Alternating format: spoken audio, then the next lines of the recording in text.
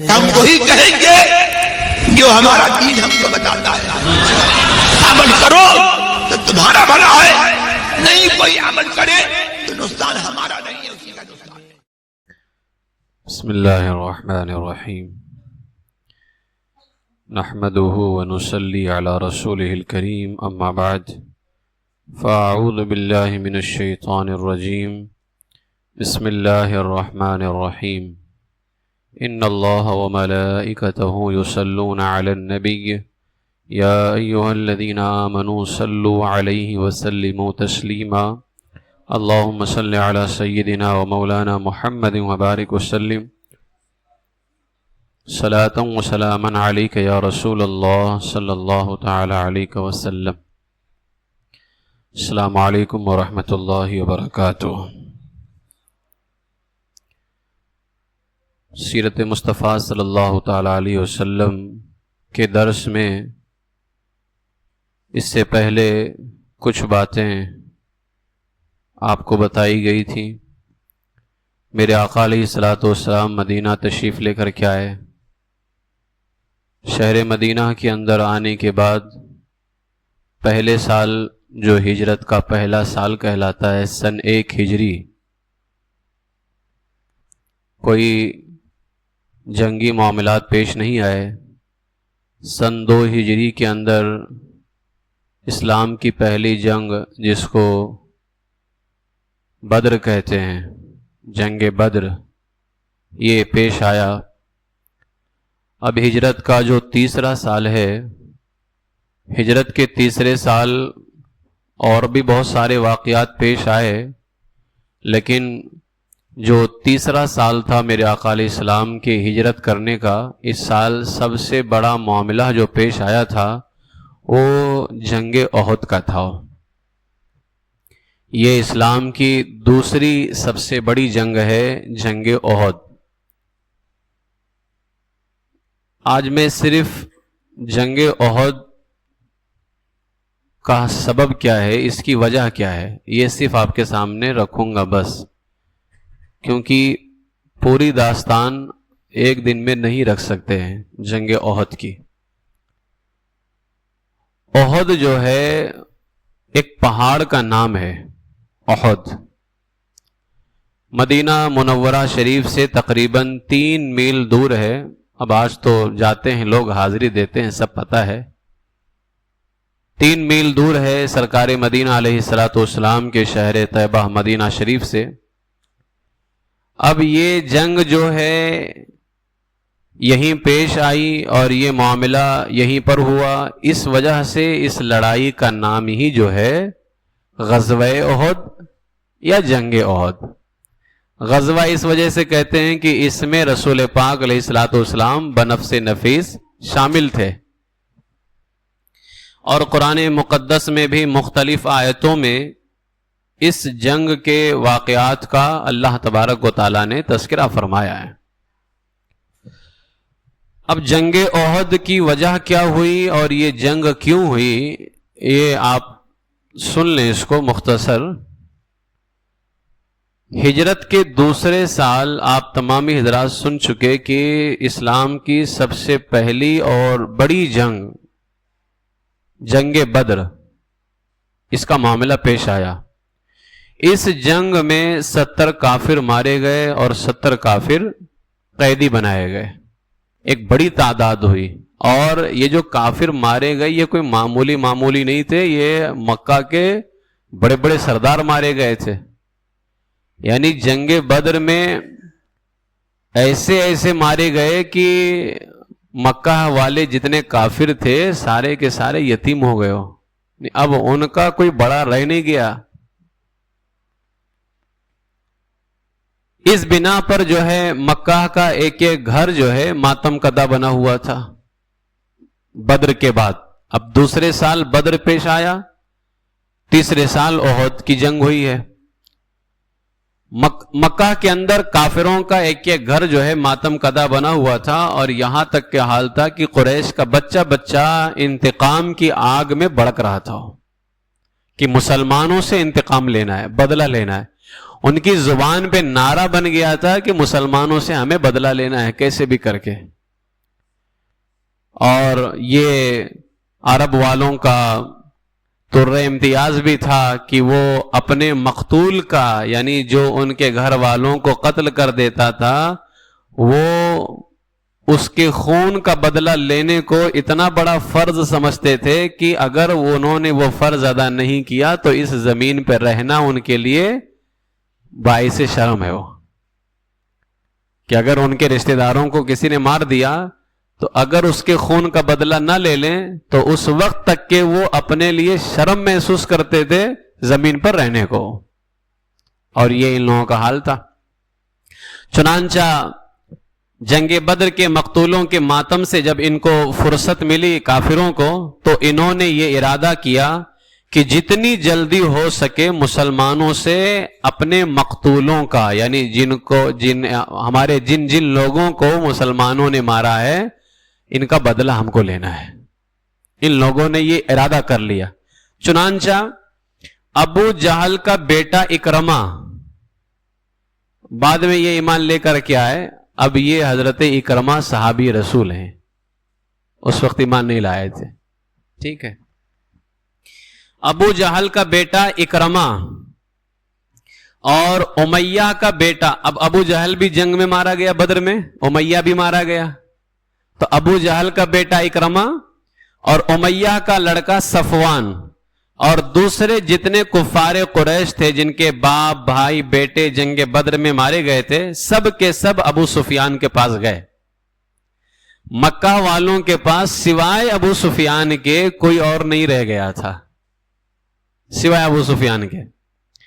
اور ان لوگوں نے کہا کہ مسلمانوں نے ہماری قوم کے تمام سرداروں کو مار ڈالا, اس کا بدلہ لینا ہمارا قومی فریضہ ہے کہ ہم ضرور بدلہ لیں گے. اب لہذا ہماری خواہش یہ ہے, اب یہ جتنے تھے اکرمہ اور صفوان اور یہ جتنے تھے عمرہ, یہ سب کے سب ابو سفیان سے کہتے ہیں کہ ہمارا قومی فریضہ ہے مسلمانوں سے بدلہ لینا, لہذا ہماری یہ خواہش ہے کہ قریش کی مشترکہ تجارت کے اندر, جس کو ہم کہتے ہیں نا پارٹنر بزنس کے اندر, جتنا بھی مل کر کے سب کمائیں, انہوں کا اس سال ہمارا جتنا فائدہ ہوگا قریش والے جتنا کمائیں گے اس سال پورا سال وہ آنے والی جنگ کے لیے اس میں فنڈنگ میں جمع کرنا ہے. یعنی اتنی بڑی پوری تیاری ہو رہی ہے مسلمانوں کے خلاف کہ ہم کو مال زیادہ سے زیادہ جمع کرنا ہے اور جو ہے ہتھیار لینا ہے اور اپنی طاقت کو ہمیں مضبوط کر کے اور پھر ایک عظیم فوج لے کر کے مدینہ پہ چڑھائی کر کے معاذ اللہ رسول کا اور مسلمانوں کو دنیا سے مٹا دینا ہے. کیا پتا تھا ان کو کہ جو مٹانے جا رہے ہیں اللہ تعالیٰ خود ان کو مٹا کر کے رکھ دے گا. تو یہ ان لوگوں نے مشورہ دیا کہ ہم کو پوری طاقت کے ساتھ پورے ہتھیار کے ساتھ اور پوری فنڈنگ کے ساتھ مدینے پہ چڑھائی کرنی ہے اور معاذ اللہ بانی اسلام کا اور مسلمانوں کا بالکل صفحہ ہستی سے خاتمہ کر دینا ہے. یہ ان کی تیاری تھی. ابو سفیان جو اس وقت اسلام نہیں لے کر کے آئے تھے, حضرت امیر معاویہ رضی اللہ عنہ کے والد گرامی ہیں, انہوں نے خوشی خوشی جو ہے اس درخواست کو منظور کر لیا کہ ٹھیک ہے ہمیں منظور ہے, ہم جو ہے مدینے پہ حملہ کریں گے. اب قریش کو جنگ بدر سے تو یہ تجربہ ہو چکا تھا کہ مسلمانوں سے لڑنا کوئی آسان کام بھی نہیں ہے. ان کی تیاری تو چل رہی ہے لیکن ساتھ ساتھ میں ان کے اندر جو ایک گھبراہٹ بیٹھی ہوئی تھی جنگ بدر کی وجہ سے کہ 313 نے پورا ہزاروں کی فوج کو ہلا کر کے رکھ دیا تھا. تو یہ ان کے لیے آسان بھی نہیں تھا کہ یہ جانتے تھے کہ اب ظاہر سی بات ہے مسلمانوں کی تعداد بڑھ رہی ہے, جب 313 کے سامنے ہم ہزاروں نہیں ٹک سکے تو ہمیں تیاری بھی بہت اعلیٰ درجے کی کرنی ہوگی, بہت زیادہ تیاری کی ضرورت ہے.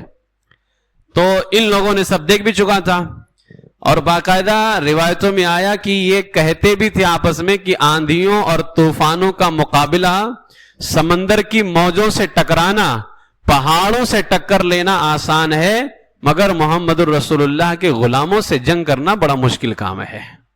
یہ کافر کہا کرتے تھے. الحمدللہ یہ طاقت جو ہے ہمارے بدن کی طاقت نہیں تھی، یہ غلامی مصطفیٰ کی طاقت تھی، سب سے بڑی طاقت ہے۔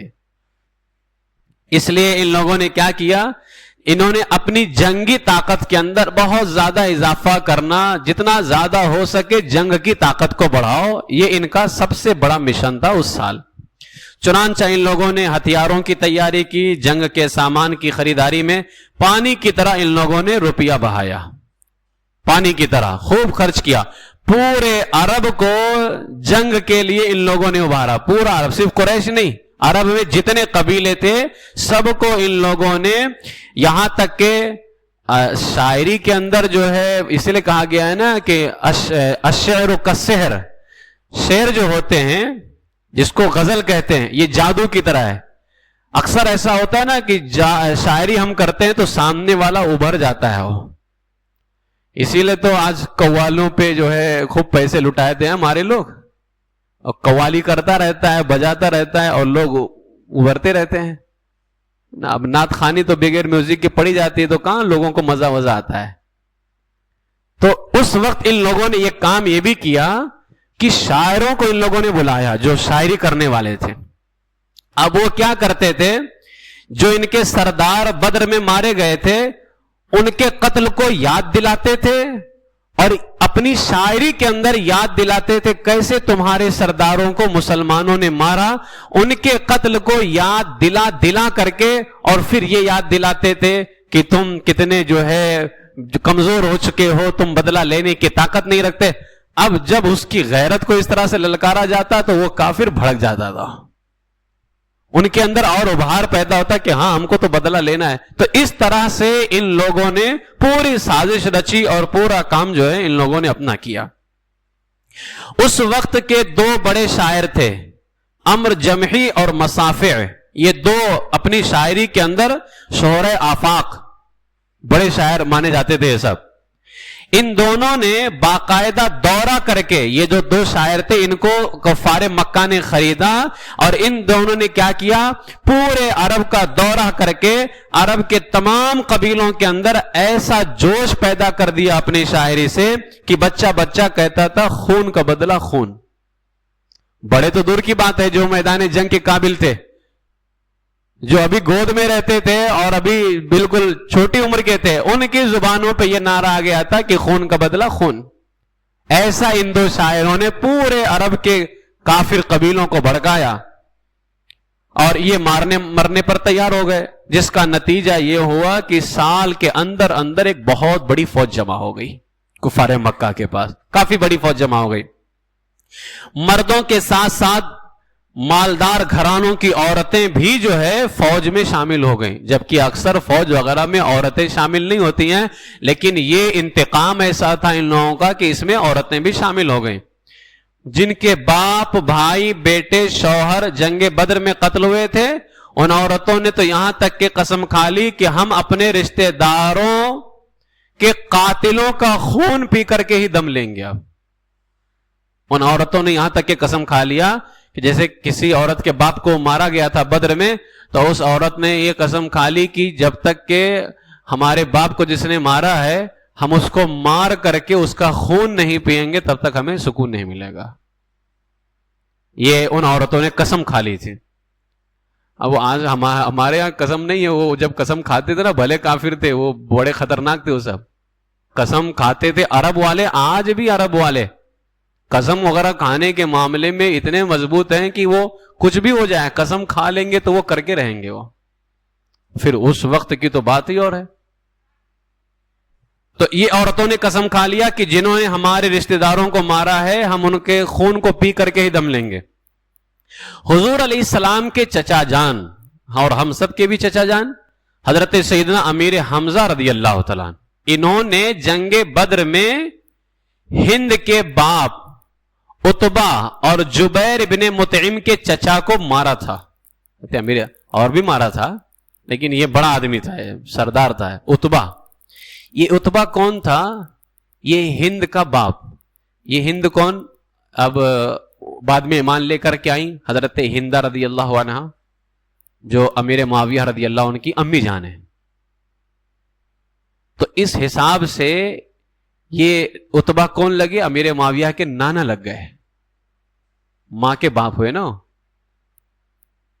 تو بعد میں خیر حضرت امیر معاویہ رضی اللہ تعالیٰ عنہ بھی اسلام لے کر کے آئے، حضرت ابو سفیان رضی اللہ تعالیٰ عنہ بھی اسلام لے کر کے آئے، اور حضرت ہندا اور میرے آقا علیہ السلام نے سب معاف کر دیا، اور اللہ رب العزت نے معاف کر دیا. لیکن یہ اس وقت کی بات ہے جب ابھی وہ حالت کفر میں تھے.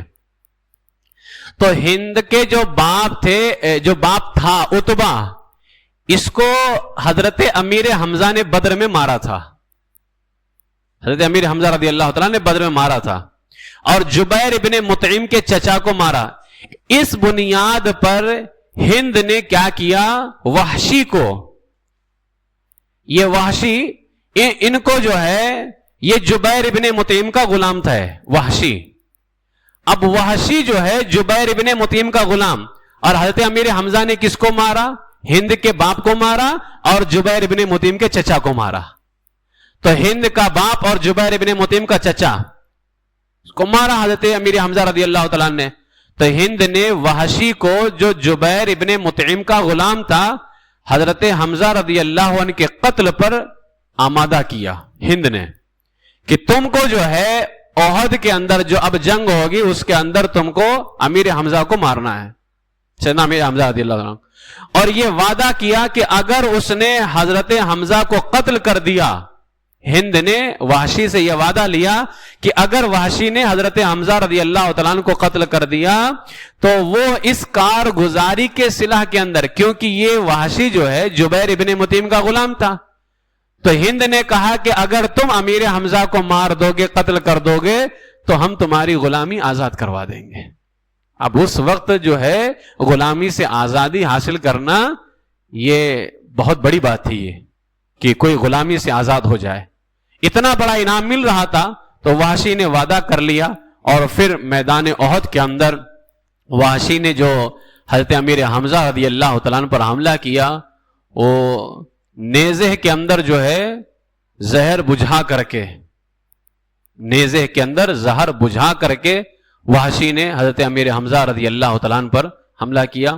اب بعد میں یہ بھی ایمان لے کر کے آ گئے تھے وحشی بھی.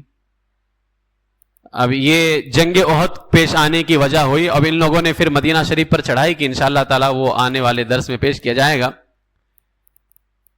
جب مکہ فتح ہوا تو رسول پاک علیہ الصلوۃ والسلام نے کچھ کافروں کے نام کو جو ہے بالکل بہت سختی کے ساتھ آپ نے فرمایا کہ یہ جہاں ملے مار دو ان کو. بڑے بڑے مجرم تھے، ان لوگوں نے اسلام پر بہت ظلم کیا تھا اور رسول پاک علیہ السلام کو بہت تکلیف پہنچائی تھی. ان میں ایک نام وحشی کا بھی تھا. وحشی کا، میرے آقا علیہ السلام کے چچا جان کو، حضور علیہ السلام کو اتنی تکلیف ہوئی تھی، میرے آقا علیہ الصلوۃ والسلام اتنا روئے تھے کہ صحابہ فرماتے اس سے پہلے ہم نے کبھی حضور کو اتنا روتا ہوا نہیں دیکھا تھا جتنا امیر حمزہ رضی اللہ تعالیٰ عنہ کی شہادت پر روئے تھے. ان ناموں میں ایک نام وحشی کا بھی تھا، جہاں ملے مار دو. اب مکہ فتح ہو گیا تھا، کوئی کافر پر نہ اس وقت کچھ کر نہیں سکتا تھا، سارا اختیار سارا کنٹرول اللہ. ویسے تو باطنی اعتبار سے میرے آقا علیہ الصلوۃ والسلام کے ہی دستے قدرت میں سارا اختیار ہے، جب سے یہ دنیا بنی ہے اس وقت سے لے کر کے آخرت تک، اور پھر جنت میں بھی سارا پاور سارا اختیار ہمارے آقا علیہ الصلوۃ والسلام کے ہی ہاتھ میں ہو. اعلی حضرت ارشاد فرماتے مالک کے کونین ہیں، گو پاس کچھ رکھتے نہیں، دو جہاں کی نعمتیں ہیں ان کے خالی ہاتھ میں. لیکن ظاہری طور پر اللہ رب العزت نے یہ پاور بھی عطا فرما دیا کہ محبوب اب یہاں پر بھی تمہاری ہی حکومت ہوگی. ابھی تک بھی تمہاری حکومت ہے لیکن اب ظاہری طور پر بھی تم ہی یہاں کے حاکم رہو. تو جتنے بڑے بڑے ظالم تھے ان لوگوں کے نام جو ہے رسول پاک علیہ السلام نے دیا اور کہا جہاں میرے مار دو. وحشی نے جب سنا تو گھبرا گیا ہے کہ اب کوئی چارہ نہیں ہے بچنے کا. خیر اللہ تبارک و تعالی جس کو ہدایت عطا فرمائے وہ بھاگے بھاگے بارگاہ رسول میں آئے اور کہا یا رسول اللہ آپ تو کہتے ہیں کہ اسلام لے آؤ، ایمان قبول کر لو، اللہ سب معاف کر دیتا ہے، کیا میں اسلام قبول کر لوں تو آپ معاف کر دیں گے؟ اب ایمان کوئی لائے، اسلام لائے، میرے آقا علیہ الصلوۃ والسلام کے لیے کتنی خوشی کی بات ہوتی تھی. میرے آقا علیہ السلام اسی چیز کی تبلیغ کے لیے تو دنیا میں تشریف لے کر کے آئے. کوئی کافر ہو اور کئی خداؤں کی عبادت کرتا ہو، میرے آقا علیہ السلام تو یہی چاہتے تھے نا کہ یہ سارے خداؤں کو چھوڑ کر کے ایک اللہ کی عبادت کرے. اس کے لیے میرے آقا علیہ السلام نے کتنی تکلیفیں اٹھائی ہیں. اب کوئی آ کر کے کہے کہ یا رسول اللہ میں ایمان لانا چاہتا ہوں، یعنی وہ یہ کہنا چاہ رہا ہے کہ اب میں سارے جھوٹے خداؤں کو چھوڑ کر کے ایک اللہ کو ماننا چاہتا ہوں. میرے آقا علیہ الصلوۃ والسلام سے زیادہ رحم دل بھی کوئی نہیں ہے. میرے آقا علیہ الصلوۃ والسلام نے فرمایا کہ ٹھیک ہے میں تمہیں معاف کرتا ہوں. اتنی تکلیف دیا اس نے، لیکن اس کے باوجود بھی رسول پاک علیہ السلام نے محض اللہ کی خاطر فرمایا کہ میں تمہیں معاف کرتا ہوں. آپ نے کلمہ پڑھایا، لیکن ایک گزارش کی، وحشی میں نے معاف تو کر دیا ہے لیکن میرے سامنے مت آؤ. اس لیے نہیں کہ تم پر کوئی کفر کا غصہ ہے جو کافروں سے ہوتا ہے، یہ غصہ نہیں. سامنے اس لیے نہیں آنا ہے کہ تم سامنے آتے ہو تو چچا جان کی یاد آتی ہے، چچا جان کی یاد آتی ہے، اس لیے تم سامنے مت آیا کرو. اب کچھ لوگ اس کو بہانہ بناتے ہیں کہ حضور نے تو پڑھوا دیا تھا کلمہ لیکن کہا تھا سامنے مت آؤ، تم ان کو صحابی مانتے ہو. حضور نے کیوں کہا تھا یہ بھی تو جانو. وہ چچا جان کی وجہ سے کہا تھا کہ جب وہ سامنے آتے تو چچا جان کی یاد آتی ہے. اس کا یہ مطلب تھوڑی نہ ہے کہ اب ان کے گناہ معاف نہیں ہوئے، اس لیے یہ وہ کچھ نام ابھی آ جائے تو الحمدللہ. ہم یہ اس وجہ سے بار بار کہتے رہتے ہیں کہ آج ایک ہوا چلی ہوئی ہے گمراہیت کی، معلوم ہے گمراہیت کی ہوا چلی ہوئی ہے، اور لوگ تو یہ نام بس آئے بیان میں کہ بس ان کو موقع مل جاتا ہے. ابو سفیان کا نام آ گیا تھا، وہ ہندا کا نام آ گیا تھا، وہ وحشی کا نام آ گیا تھا. دیکھو یہ سارے نام جو بھی معاملات ہوتے ہیں یہ سارے کے سارے کفر کی حالتیں تھیں، اسلام سے پہلے کی حالتیں تھیں. لیکن بعد میں پھر ہندا نے بھی قبول کر لیا اور وہ صحابیہ ہو گئی. وہ جب کافرہ تھیں تو کہتی تھیں دنیا میں مجھے سب سے زیادہ اگر کوئی برا لگتا ہے تو معاذ اللہ محمد عربی، معاذ اللہ ہندا. لیکن بعد میں جب اسلام لے کر کے آئیں تو خود حضرت ہندا کا بیان ہے کہ اب مجھے سب سے زیادہ اگر کوئی خوبصورت لگتا ہے تو محمد رسول اللہ صلی اللہ علیہ وسلم کو رسول لگتے ہیں. تو یہ سب کفر کی باتیں تھیں. تو اب جب یہ سب نام آئے تو ساتھ ساتھ میں ہم یہ بھی بتاتے رہتے ہیں تو اپنے ذہن کے اندر گندگی مت بیٹھنے دینا، اپنے ذہن و فکر کے اندر گندگی مت بیٹھنے دو. صحابہ کرام رضی اللہ تعالی عنہم اجمعین جنہوں نے بھی جو بھی معاملات ہوئے پہلے تو وہ سب ختم کر کے اسلام کی وجہ سے اللہ تعالیٰ ان کے سارے گناہوں کو معاف فرما دیتا ہے. ٹھیک ہے. اہل سنت و جماعت یہ وہ مذہب ہے جو صحابہ کرام کا بھی احترام کرتے ہیں اور اہل بیت اطہار رضی اللہ عنہم کا بھی احترام کرتے ہیں. ہمارے لیے دونوں ایمان کا حصہ ہے، دونوں، چاہے وہ رسول پاک علیہ السلام کے صحابی ہوں یا میرے آقا علیہ السلام کی اہل اولاد میں سے ہوں. پہلے کے معاملات پہ دھیان نہیں دینا ہے، بعد کے معاملات پہ دھیان دینا ہے. ٹھیک ہے. اور آج بھی جتنے صحابہ، سیدنا فاروق اعظم رضی اللہ تعالیٰ دوسرے خلیفہ ہیں نا، صدیق اکبر کے بعد سب سے افضل، انبیاء رسول کے بعد سیدنا صدیق اکبر کے بعد سب سے افضل کون ہے؟ سیدنا فاروق اعظم. مولا علی سے بھی افضل ہے، عثمان غنی سے بھی افضل ہے نا. اسلام سے پہلے کیا حالت تھی ان کی؟ اسلام سے پہلے جب مکہ کے اندر مسلمانوں کو ستایا جاتا تھا تو اس میں ایک نام فاروق اعظم کا بھی تھا. لیکن جب اسلام لے کر کے آئے حضرت عبداللہ ابن مسعود رضی اللہ تعالیٰ نے ارشاد فرماتے ہیں کہ عمر کے اسلام لانے پر فوراً جبریل آئے اور کہا یا رسول اللہ زمین والوں سے کہیں زیادہ آسمان والے عمر کے اسلام لانے پہ خوش ہیں. تو اب پہلے کی باتوں کا ذکر نہیں ہوتا ہے، کسی بھی صحابی کا ذکر پہلے کی بات کا نہیں، بات حضور کی غلامی میں آنے، کیونکہ اس سے بھی پتا چلتا ہے کہ ذکر تبھی ہوگا کسی کا جب وہ حضور کا غلام بن جائے گا. غلامی سے پہلے کسی کا ذکر نہیں ہوتا ہے، سب غلامی کے بعد کا ہی ذکر ہوتا ہے. حضرت عبداللہ بن مسعود فرماتے ہیں کہ عمر جس دن اسلام لے کر کے آئے اسلام بڑھتا رہا بڑھتا رہا بڑھتا رہا، 40ویں نمبر پر اسلام لے کر کے آئے. کہتے ہیں جس دن عمر اسلام لے کر کے آئے اس دن سے اسلام بڑھتا رہا یہاں تک کہ حضرت عمر فاروق اعظم کے دور میں ایک تاریخ کے اندر ہے کہ ہندوستان میں اسلام پہنچ گیا تھا. ہندوستان میں اسلام پہنچ گیا. آدھی دنیا پہ سیدنا فاروق اعظم رضی اللہ تعالیٰ گویا اکیلے حکومت فرما رہے تھے.